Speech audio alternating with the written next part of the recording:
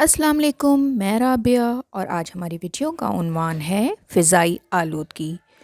تو شروع کرتے ہیں اپنی ویڈیو۔ موجودہ دور میں ایک اہم مسئلہ فضائی آلودگی ہے۔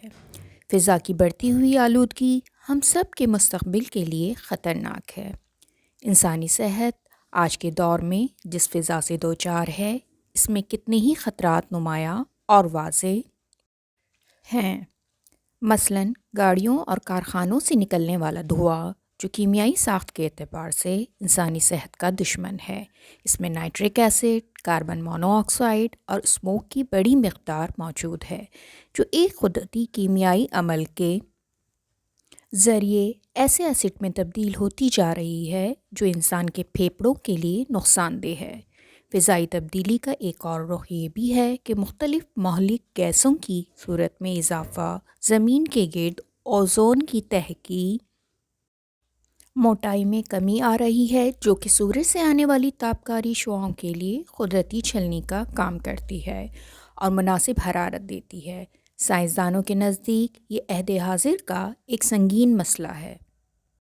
گلیوں، محلوں اور میدانوں میں گندگی اور کوڑا کرکٹ کے ڈھیر نے بھی ہمارے ماحول اور فضا کو بہت متاثر کیا ہے۔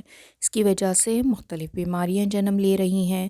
فضائی آلودگی کی وجہ سے موسمیاتی تبدیلیاں بھی ہو رہی ہیں۔ سمندروں کی سطح میں تبدیلی ہو رہی ہے۔ برفانی علاقوں میں تیزی سے پگھلنے والی برف ساحلوں کی آبادیوں کو طوفان سے ہمکنار کر رہی ہے۔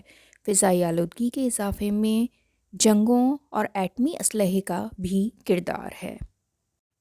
فضائی آلودگی کے مسائل پر قابو پانے کے لیے حکومتی کوششوں کے ساتھ ساتھ انفرادی طور پر بھی کوشش کرنی ہوگی۔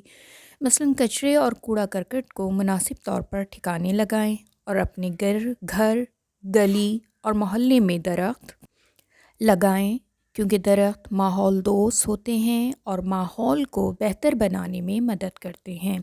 صنعت کار اور ٹرانسپورٹرز حضرات کو بھی اس ضمن میں اپنا انفرادی کردار ادا کرنا ہوگا تاکہ ہم فضائی آلودگی سے محفوظ رہ سکیں اور صنعتی کارخانوں اور ٹرانسپورٹ سے اٹھنے والے دھوئیں سے اپنا تحفظ کریں، اور یوں اپنی ذمہ داریوں اور احتیاطوں کو پیش نظر رکھتے ہوئے ہماری ہر کوشش صاف ستھرے فضائی مستقبل کی ضمانت ہوگی۔ اس دنیا کو فضائی آلودگی سے بچانے کے لیے دنیا کے تمام ممالک کو، خاص طور پر ترقی یافتہ ممالک کو اپنا کردار ادا کرنا ہوگا۔ آج کے لیے اتنا ہی۔ میری نیکسٹ ویڈیو تک اپنا بہت خیال رکھیے گا۔ پھر ملتے ہیں۔ اللہ حافظ۔